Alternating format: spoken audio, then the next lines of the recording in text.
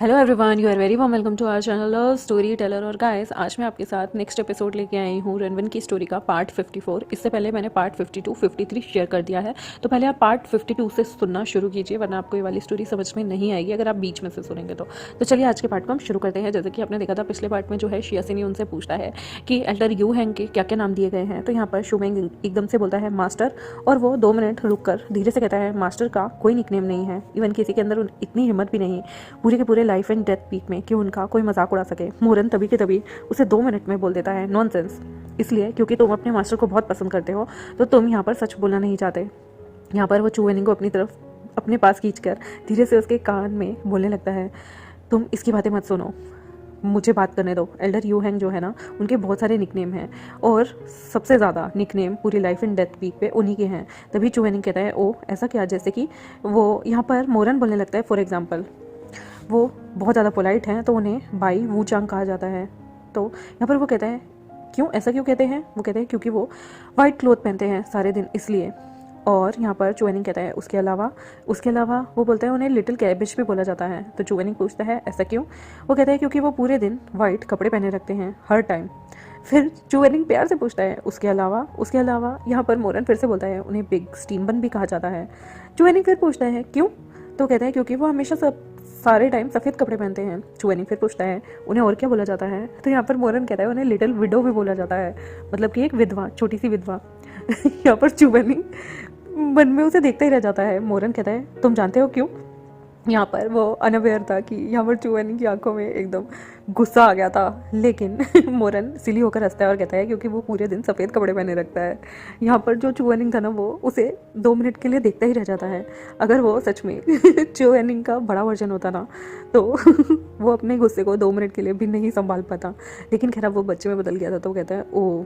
उसके अलावा मोरन को यहाँ पर शुमेंग जो है पिंच करता है और लो वॉइस में मोरन बोलता है आउच, और शुमेंग कहता है फिर से कहना, मुझे डर लग रहा है, मेरा जो कज़न है ना वो तुम्हें यहाँ पर जानबूझकर ऐसे कर रहा है। शुमेंग जो है वो टेबल पे ज़ोर से हाथ मारता है और अपने दांतों को घीसने लगता है और कहता है कितनी बकवास बात है, तुम्हारी हिम्मत कैसे हुई कि तुम मास्टर के लिए ये सारे नाम रखो?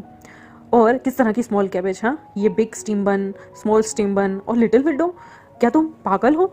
यहाँ पर मोरन जो है वो हंसता है और कहता है तुम इतने नाखुश क्यों नज़र आ रहे हो? तुमने जैसे तो कभी सुना ही ना हो। यहाँ पर कुछ फीमेल डिसाइपल जो हैं वो मास्टर को बहुत ही डिस्गस्टिंग नाम से पुकारती हैं। शुमेंग की आंखें बड़ी हो जाती हैं और कहता है क्या कहती हैं वो? मोरन लेजीली कहता है मैं क्या कह सकता हूँ, लड़कियाँ जो हैं वो स्पीचलेस होती हैं, पोलाइट होती हैं, लेकिन हम यहाँ पर क्या कर सकते हैं? वो बहुत नाजुक होती है। वो उन्हें यंगचुन बाइशू भी कहती हैं, लियान चूलैंग भी कहती हैं, शिजी फूकू भी कहती हैं, और माय गॉड। यहाँ पर चू वेनिंग और शुमेंग उसके चेहरे की तरफ देख रहे थे। फिर यहाँ मोरन जो है वो कहता है उनका टेम्पर जो है वो बहुत ज़्यादा बैड है ना, इसलिए। जो कि एल्डर तनलंग हैं वो यहाँ पर उनका भी टेम्पर बैड है, लेकिन उनके इतने ज़्यादा बुरे बुरे निकनेम नहीं हैं।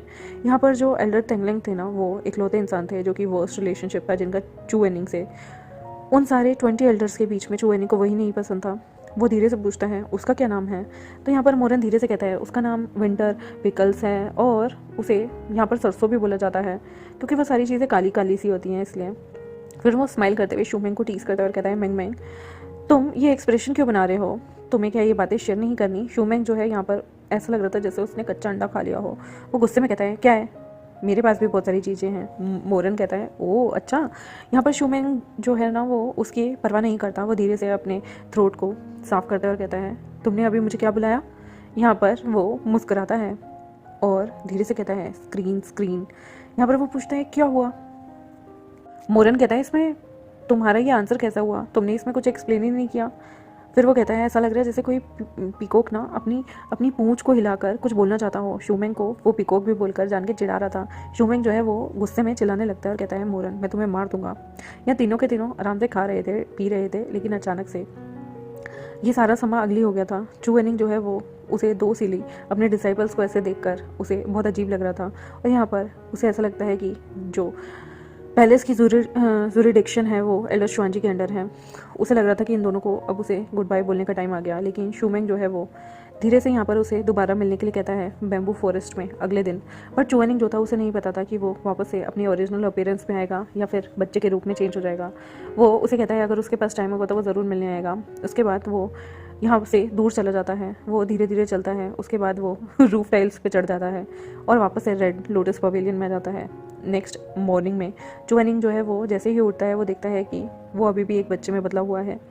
वो कुछ भी हेल्प नहीं करता बल्कि डिप्रेस्ड फील होता है उसे। वो फिर से खड़ा होता है बेंच के पास, यहाँ पर स्ट्रेट फेस लेते हुए, और यहाँ पर ब्रॉन्ज मिरर के अंदर वो देख रहा था। उसने धीरे धीरे अपने बालों को कॉम्ब करा था और उसके बाद वो मन में सोचने लगता है। वो ज़्यादा नहीं सोच पाता, वो धीरे से शू जेंगी के पास जाता है। शू जेंगी यहाँ पर कह रहा होता है क्या तुमने मेंगर और रनर को कल तुम उनसे मिले? यहाँ पर चू एनिंग कहता है मैंने उनसे कहा कि मैं शुआंजी का डिसाइपल हूँ, फिर उन्होंने मुझ पर कभी भी कोई भी डाउट नहीं किया। चू एनिंग धीरे से बोलता है अगर शू मेंग तुमसे पूछे तो तुम ये चीज़ हमेशा से याद रखना, उसे कुछ भी मत बताना इस बारे में। मुझे 10 से ज़्यादा दिन प्रैक्टिस करने के लिए लगेंगे और वो गुस्सा ना करे, वो ज़्यादा अच्छा होगा। ये वर्क नहीं करेगा कंटिन्यू ऐसे, मुझे अब टैंगलन को दिखाना होगा। यहाँ पर शू मेंग का जो पापा होता है वो कहता है हे यू हैंग, तुम बहुत ज़्यादा पतले होते जा रहे हो, मुझे डर है कि तुम्हें एम्बेरसमेंट ना हो आज। चू एनिंग जो है वो उसे गुस्से में देखने लगता है और उसकी आंखें जो है ना वो बिल्कुल बच्चे की तरह थी, लेकिन उसके चेहरे के एक्सप्रेशन वही बड़े वाले चू एनिंग जैसे थे। वो बच्चे की तरह लग रहा था जो छोटा सा नाराज़ हो जाता है तो जैसा देखता है बिल्कुल वैसे ही। वो ब्यूटीफुल था, क्यूट था और वो एक बच्चे में बदला हुआ था। लेकिन शू यंगजी जो है वो उसके छोटे छोटे लिटिल गालों को टच करे बिना नहीं रह पाते। वो उसके सिर को टच करते हैं चू एनिंग के। चू एनिंग सडनली कहता है माय लॉर्ड 2 मिनट रुकिए, मेरी बॉडी को रिकवर होने दीजिए प्लीज़, और फिर मेरे लिए कुछ अच्छे ड्रेसेस बनवाइएगा, वो भी किसी अच्छे ड्रेसर के पास जाकर। मुझे अब वाइट कपड़े नहीं पहनने। यहाँ पर शू जेंगजी जो है वो कम्प्लीटली स्टन रह जाता है और कहता है तुम्हें लाइट आर्मर नहीं पहनना? क्यों, तुम्हें तो वो पहनना पसंद नहीं है? तभी चुएनिंग कहता है ओकेजनली मुझे लुक चेंज करना है। धीरे से वो जैसे ही ये बात बोलता है उसका फेस तो उड़ा था ना, इरिटेटिंग लुक में था। यहाँ पर एल्डर तेंगलेंग जो है वो और थे चू वेनिंग के साथ, लेकिन वो खुद को रोके हुए थे क्योंकि यहाँ पर उनकी प्रेजेंस जो थी वो एक लॉर्ड की तरह थी। वो हंस नहीं सकते थे चू वेनिंग के मुंह पर क्योंकि वो चू वेनिंग को देख के स्टन रह गए थे। लेकिन वो यहाँ पर उनकी आंखों में दिख रहा था कि वो चू वेनिंग को इस स्टेट में देखकर थोड़े से उनके एक्सप्रेशन चेंज हो रहे थे। चू वेनिंग भी गुस्से में एल्डर तांगलेंग को देख रहा था। अदर पार्टी जो थी उसका चेहरा ब्राइट था और ऐसा लग रहा था जैसे ये चीज़ चू वेनिंग के दिल में आग भड़का रही हो। चू वेनिंग उनकी तरफ देखता है, तभी तांगलेंग जो है वो उसकी पल्स को चेक करते हैं और कहते हैं मिस वांग ये डायग्नोस कर रहा है जनरली, ये चीज़ अच्छी बात है। यहाँ पर वो चू वेनिंग की जो रिस्ट थी उससे अपना हाथ हटाते हैं, यानी कि उसकी जो उन्होंने हाथों से नर्व्स चेक की थी। चू वेनिंग इमीडिएटली अपना हाथ साइड करता है और अपनी स्लीव्स को खींच लेता है। वो कहते हैं ये 10 दिन हो गए, उसके बाद क्या रिकवर हो जाएगा? यहाँ पर वो तनलंग धीरे से बोलता है अगर जो गॉड का ट्री है वो छोटा होता तो उसका जो स्ट्रॉन्ग इफेक्ट आता, लेकिन शायद बहुत टाइम हो गया है तुम्हारे रिकवर होने को, शायद हो सकता है काफ़ी टाइम भी लग जाए और तुम जल्दी भी हो जाओ। चू वेनिंग कहता है कितना टाइम लगेगा? तनलंग यहाँ पर धीरे से बोलते हैं मैं श्योर नहीं हूँ, लेकिन हो सकता है तुम्हें 10 साल भी लग जाएं। चू वेनिंग की आईज एकदम बड़ी हो जाती हैं, लेकिन एल्डर तनलंग जो है वो अभी भी स्ट्रेच करते हैं खुद को, स्माइल करते हैं और कहते हैं हाँ हो सकता है तुम्हें 10 साल लगे तुम्हारी ओरिजिनल अपीयरेंस को वापस पाने में। चू वेनिंग यहाँ पर एकदम से उसकी तरफ घूरता ही रह जाता है और कहता है क्या तुम मुझसे झूठ बोल रहे हो? यहाँ पर तनलंग स्माइल करता है और कहता है डोंट यू डियर, तुम एल्डर यू हैंग हो, मुझे ऐसा लगता है कि तुम फाइन हो। ये बस ऐसा ही है कि तुम्हारी बॉडी जो है वो छोटी होती जा रही है और मुझे लगता है तुम्हारा जो दिमाग है वो थोड़ा जवान बच्चे की तरह होता जा रहा है, बट अभी तुम बहुत छोटे हो और तुम्हारी मैना जो है वो तुम्हारे अंदर अभी मेंशन नहीं हुई है। तुम्हें इतनी जल्दी क्या है रिकवर होने की? चू वेनिंग जो है उसका फेस ऐसा लग रहा था जैसे किसी ने उसके ऊपर मतलब उसे बिल्कुल जला ही दिया हो। यहाँ पर वो कुछ देर के लिए बोलता नहीं, लेकिन तानलंग बोलता है वैसे भी पास्ट 10 ईयर्स में मैं ये बोलना तो नहीं चाहता बट तुम हमेशा से एक बच्चे तरह ही दिखते आए हो। वो कहते हैं कि आगे भी ऐसा हो सकता है कि तुम्हारी जैसे कि तुमने अपनी एनर्जी को एग्जॉस्ट कर दिया, उसके बाद तुम 3 से 5 महीने के बाद फिर से बच्चे में बदल जाओ और तुम्हारी अपीयरेंस बच्चे जैसी हो जाए और शायद तुम वापस से कभी नॉर्मल ना हो पाओ। शू जेंगी एकदम से बोलता है कि मेथड तो बहुत खतरनाक हो सकता है। यहाँ पर तनलंग स्माइल करता है और कहता है लॉर्ड आप इतनी जल्दी क्यों कर रहे हैं? मैंने अपने सेंटेंस को फिनिश नहीं किया। जैसे ही एल्डर यू हैंग रिटर्न होगा अपने ओरिजिनल अपीयरेंस में, वो फिर भी अपनी स्पेल्स को यूज़ नहीं कर सकता, ज़्यादातर वो स्पेल्स यूज़ नहीं कर सकता। जब उसकी पावर एग्जॉस्ट हो जाएगी वो फिर से उसे ये दवाइयाँ खानी होगी लेफ़्ट से राइट तक। वो एक बच्चे की तरह फिर से बदल जाएगा। यहाँ पर शू जेंगियोंग बोलते हैं, कितनी दवाइयाँ, तुम क्या कहना चाहते हो, कितनी दवाइयाँ सिखानी होंगी। यहाँ पर वो कहता है जितनी भी यहाँ पर उसकी बॉडी पे फैली हुई हैं वो सारी मैक्सिमम दो मूव लगेंगे एक दिन में, उसे इतनी सारी चीज़ें खानी होंगी। चू एनिंग की वॉइस जो थी वो एकदम आयरन की तरह कोल्ड थी और वो कहता है इस तरह से इस घोस्ट वर्ल्ड में बड़ा मुश्किल है बिना स्पेल्स के रहना, और स्पेल्स जो है वो हमें हमेशा अपनी स्पिरिचुअल एनर्जी अपनी मेका से यूज़ करनी पड़ती है। अगर मैं 2 से ज़्यादा स्पेल को एक दिन में यूज़ करूं तो मैं क्या यूज़लेस पर्सन बन जाऊंगा। तो यहाँ पर टेनलैंग कहते हैं मैं मदद नहीं कर सकता, आफ्टर ऑल ये वर्ल्ड जो है वो लूज़ कर देता है पिग डाइपर इमॉर्टल को अगर तुम ऐसा करोगे तो, और तुम शायद हो सकता है आने वाला सूर्य भी ना देख पाओ अगर तुम इस तरह से अपनी पावर को एक्सॉस्ट करते जाओगे तो। यहाँ पर शू जेंगी जो है यानी कि शूमेंग का जो पिता था वो कहता है टेनलैंग प्लीज़ यहाँ पर तुम सरकास्टिक रिमार्क मत करो, तुम्हारी मेडिकल स्किल बहुत अच्छी है, होल कल्टिवेटर वर्ल्ड ये जानता है, तो तुम जल्दी से कोई ना कोई तरीका ज़रूर निकाल दोगे यू हैंग की मना जो है उसे अफेक्ट ना हो इस बारे में। वो अभी भी एक बच्चा है आफ्टर ऑल, तुम उसे डरा कैसे सकते हो। टेनलैंग जो एल्डर यू हैंग है ना उसकी जो बॉडी है वो स्किल्ड है लेकिन डेफिनेटली वो पहले की तरह अच्छी नहीं है। तुम इस तरह से बाकी के सेक्ट्स को उसकी इंजरी के बारे में नहीं बता सकते, उसकी सारी इंजरी जिंगची पूल में हुई थी और यहाँ पर कोई गारंटी नहीं है कि यहाँ पर ये जो आइडिया है वो इस तरह से काम करेगा या नहीं करेगा। और 10 साल बहुत बड़ी बात होती है कि तुम्हारे पास कोई अच्छी मेडिसिन नहीं है। एल्डर टेनलैंग जो है वो अपने वर्ड को उनके बीच में इंटरप्ट करते हुए बोलते हैं माय लॉर्ड ये जो बिग डाइपर इमॉर्टल वनरेबल हैं यानी कि एल्डर यू हैंग है वो इस जूस को उन्हें ग्रहण करना होगा, इस दवाइयों को उन्हें पीते रहना होगा क्योंकि वो एंशिएंट सेक्रेट ट्री था। वो कोई नॉर्मल सा पॉइजन उनकी बॉडी को इफेक्ट नहीं किया है। आपको क्या लगता है मेरे पास कोई सोल्यूशन नहीं होगा, लेकिन वो सोल्यूशन ज़्यादा लंबे समय तक काम नहीं करेगा। शू जेंगियोंग कहता है ठीक है मैं कोशिश करूँगा इसकी दवाई बनाने का, लेकिन आप दोनों प्लीज़ वापस जाइए। वो धीरे से टेनलैंग लोगों को कहता है। शू जेंगी कहता है टेनलैंग वो अभी और भी कुछ कहना चाहता था लेकिन चू वेनिंग जो है वो उसके कपड़ों को खींचता है और कहता है कोई बात नहीं माय लॉर्ड उन्हें जाने दीजिए। दोनों के दोनों डोर तक आते हैं बट टेनलैंग की वॉइस सडनली उनके पीछे से आती है और कहते हैं चू वेनिंग अगर तुम विलिंग हो तो तुम मुझसे इस चीज़ की भीख मांग सकते हो। तुम्हें यहाँ पर मुझे पता है कि बुरा लगेगा लेकिन मैं कहीं ना कहीं तुम्हारी विलिंगली हेल्प करने के लिए तैयार हो जाऊँ। ऑल्दो मैंने कभी भी इस सिचुएशन में तुम्हें नहीं पाया है तो ये इम्पॉसिबल नहीं है, तुम इससे डील कर सकते हो, सोचना इस बारे में। चू वेनिंग पीछे मुड़ता है और कहता है ओह तो तुम इतने ज़्यादा ओपन माइंडेड हो। एल्डर टेनलैंग जो है वो यहाँ पे रिक्लाइन करते हैं, एक काउच पे बैठते हैं और वो बहुत लेजीली यहाँ पर अपनी सिल्वर नीडल को निकालते हैं, टेबल पे रखते हैं। ये सुनने के बाद ना यहाँ पर चू वेनिंग की आंखें और भी ज़्यादा तेज़ हो जाती हैं। यहाँ पर वो सरकास्म में कहते हैं कि जब अदर डेस्परेट थे तो वो हमेशा नोटो करते थे, मतलब मेरे आगे झुकते थे। तुम और मैं एक साथ हैं, तुम नोटो तो मत करो लेकिन नील डाउन करो और कुछ अच्छा सा बोलो मुझे ताकि मैं तुम्हारी मदद करूं। चू वेनिंग जो है वो एक वर्ड भी नहीं बोलता, वो उसे गुस्से में देखता है। थोड़ी देर के बाद वो कहता है डोंग पिकल्ड वेजिटेबल्स जो हैं मुझे लगता है वो अभी तक जागे नहीं। ये जैसे ही वो बात बोलता है ना उसके बाद वो वहाँ से चला जाता है अपनी स्लीव्स को झटक के। जो टेनलैंग होता है ना वो वहाँ से अकेला चला गया था जो कि वहाँ पर डेज में बैठा हुआ था और वो इस बारे में सोचता नहीं। यहाँ पर विंटर पिकल उसे बहुत टाइम से कोई बोलता नहीं था लेकिन आज उसके सामने ये नाम आया। बहुत सारे दिन धीरे धीरे बीतने लगते हैं। एल्डर यू हैंग ने जो भी कहा था वो हमेशा सिक्लूजन में रहता है बट आज वो एक चाइल्ड की बॉडी में फंस गया है और वो इससे बाहर नहीं आ पा रहा। ये इंसिडेंट जो है वो शू जेंगी जानता था, मिसेस वांग जानती थी, एल्डर टेनलैंग जानते थे, लेकिन जब तक ये ट्रूथ सबके सामने आएगा, जैसे कि एल्डर शुआनजी बहुत शॉक थे इस बारे में सुन के कि ऐसा स्ट्रेंज चीज़ें हुई हैं। वो नहीं चाहता था कि ऐसी चीज़ें लोगों को पता चले, लेकिन कुछ महीनों के बाद उसे ये सारी चीज़ों की जल्दी होने लगी, हरी होने लगी। रेड लोटस वाटर पवेलियन जो है उसके डोर हमेशा से बंद रहते थे, वहाँ पर कोई गेस्ट नहीं आ सकता था। शूमेंग जो है और अदर अब यहाँ पर उन्हें थोड़ी सी वरी होने लगी। यहाँ पर वो लोग बोलते थे मास्टर जो है वो सेक्लूजन में 70 डेज से हैं, वो अभी तक बाहर क्यों नहीं आ रहे। यहाँ पर शीमे कहता है मुझे ऐसा लगता है उनकी स्पिरिचुअल पावर जो है वो अब इम्प्रूव हो गई होगी। वो यहाँ पर धीरे से बोलता है और चाय पीते हुए वो आसपास देखने लगता है और कहता है ऐसा लगता है जैसे स्नो होने वाली है। यहाँ पर शाओहान जल्दी आएगा, मुझे नहीं लगता कि मास्टर, तुम्हें लगता है कि वो इस न्यू ईयर ईव पे आ पाएंगे। मोरन जो है वो आसपास घूम रहा होता है, उसकी स्वॉर्ड जो है वो धीरे से लेजीली थी और वो धीरे से कहता है एस्टिमेट लगाया जाए तो मुझे लगता है वो अभी बाहर नहीं आएंगे।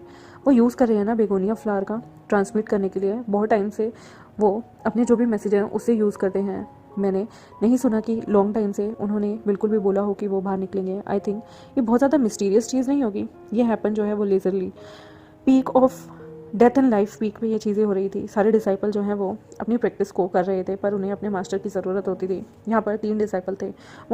मोरन जो होता है वो गैदर होता है और यहाँ पर चाय बनाता है और उसके अलावा वाइन भी कुक करता है। यहाँ पर बैम्बू कर्टेन लगे हुए थे और स्मॉल कोर्टयार्ड पवेलियन में वो आसपास सारे लोग घूम रहे थे। यहाँ पर शियासिनी जो है एक यंगर डिसाइपल एल्डर शुआनजी सेक्ट का, वो यहाँ पर फ्रीक्वेंटली आसपास घूम रहा था। सिंस जैसे ही वो आता है उस दिन शूमेंग से मिलता है। शूमेंग जो है वो उसे अपने साथ पकड़ता है और प्रैक्टिस के लिए चला जाता है। यहाँ पर एवरी टाइम वो जब भी देखता था तो थोड़े थोड़े दिनों के बाद वो लोग एक दूसरे से मिलते थे और फिर उसके बाद वो लोग अलग हो जाते थे।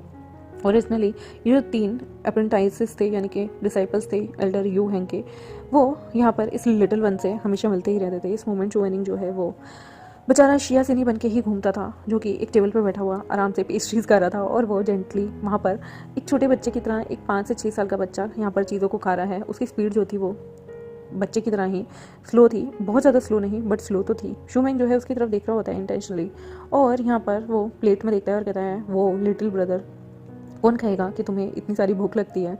चुएनिंग जो है वो अभी भी मीठी मीठी चीज़ों को खा रहा था, केक को खा रहा था। वो केक बहुत डिलीशियस था और वो शूमेंग की बातों को ध्यान नहीं देता।